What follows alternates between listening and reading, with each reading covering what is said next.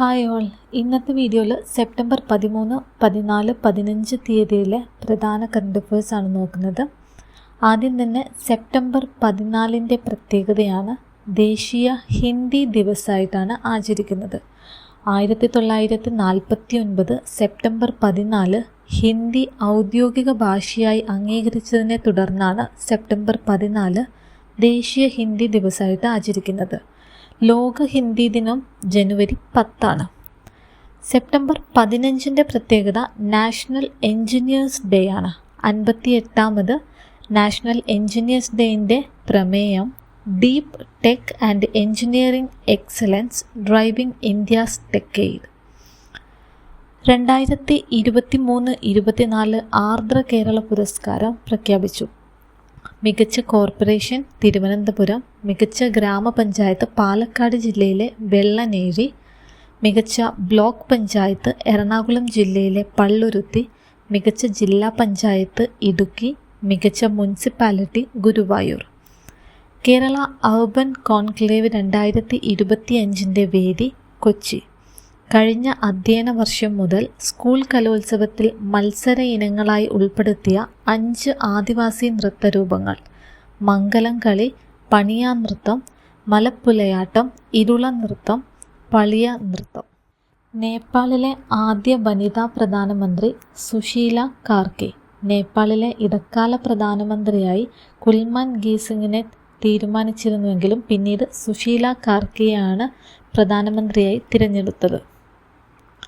Chief justice പദവിയിലെത്തിയ ആദ്യ വനിത കൂടിയാണ് Susheela കാർക്കെ. Doctor വിഷ്ണുവർദ്ധനും B സരോജാദേവിക്കും Karnataka രത്ന പുരസ്കാരം നൽകാൻ കർണാടക സർക്കാർ തീരുമാനിച്ചു. ന്യൂഡൽഹിയിലെ ഭാരത് മണ്ഡപത്തിൽ ആരംഭിച്ച ലോകത്തിലെ ആദ്യത്തെ ഡിജിറ്റൽ ഗോത്ര സർവകലാശാല ആദി സംസ്കൃതി. ദ്രാവിഡ ഭാഷാ ട്രാൻസ്ലേറ്റേഴ്സ് അസോസിയേഷൻ്റെ DBTA 2025 വിവർത്തന പുരസ്കാരം നേടിയത് ഡോക്ടർ മോഹൻ കുണ്ടാർ. തകഴിയുടെ ചെമ്മീൻ കന്നഡയിലേക്ക് ട്രാൻസ്ലേറ്റ് ചെയ്തതിനാണ് അവാർഡ് നേടിയത്. പേഴ്സൺ ടു മെർച്ചൻ്റ് P2M ഇടപാടുകൾക്ക് പുതുക്കിയ UPI പരിധി 10 ലക്ഷം. അധികാരത്തിൽ തുടരാൻ പട്ടാള അട്ടിമറിക്ക് ഗൂഢാലോചന നടത്തിയെന്ന കുറ്റത്തിന് 27 വർഷം ജയിൽ ശിക്ഷ ലഭിച്ച ബ്രസീൽ മുൻ പ്രസിഡന്റ് ജെയർ ബൊൾസൊനാരോ.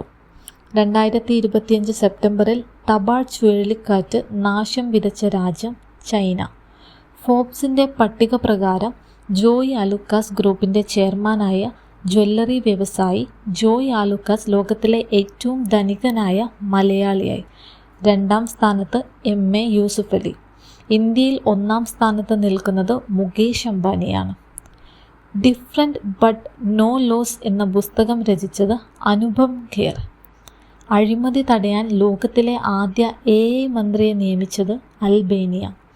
ആശയവിനിമയ സുരക്ഷയ്ക്കായി ഇന്ത്യൻ ആർമി വികസിപ്പിച്ച തദ്ദേശീയ സംവിധാനം Sambhav. Secure army mobile Bharat version platform എന്നതാണ് സംഭവിൻ്റെ ഫുൾ ഫോം. മിസോറാമിലെ ആദ്യ റെയിൽവേ ലൈൻ ബൈരാബി സൈരംഗ്. അടുത്തിടെ വിലക്ക് ഏർപ്പെട്ട മുൻ ലോങ് ജമ്പ് താരം മൈക്ക് പവൽ 1988, 1992 ഒളിമ്പിക്സിൽ ലോങ് ജമ്പിൽ സിൽവർ മെഡൽ നേടിയിരുന്നു. അടുത്തിടെ വിരമിച്ച UAE ക്രിക്കറ്റ് താരം CP റിസ്വാൻ ഒരു മലയാളിയാണ്.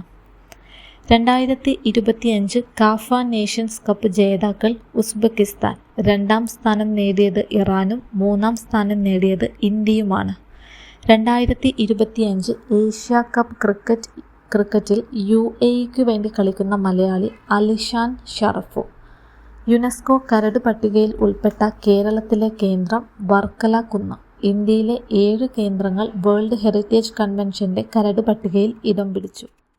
ഭാരം കൂടിയതിനെ തുടർന്ന് ലോക ഗുസ്തി ചാമ്പ്യൻഷിപ്പിൽ നിന്നും അയോഗ്യനായ ഇന്ത്യൻ ഗുസ്തി താരം അമൻ ഷെരാവത്ത്.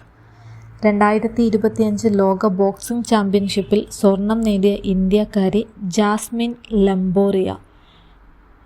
വനിതകളുടെ 57 കിലോഗ്രാം വിഭാഗത്തിലാണ് ജാസ്മിൻ ലംബോറിയ സ്വർണം നേടിയത്. ഹരിയാന സ്വദേശിയാണ്. 2025 ലോക ബോക്സിംഗ് ചാമ്പ്യൻഷിപ്പിൻ്റെ വേദി ഇംഗ്ലണ്ടാണ്.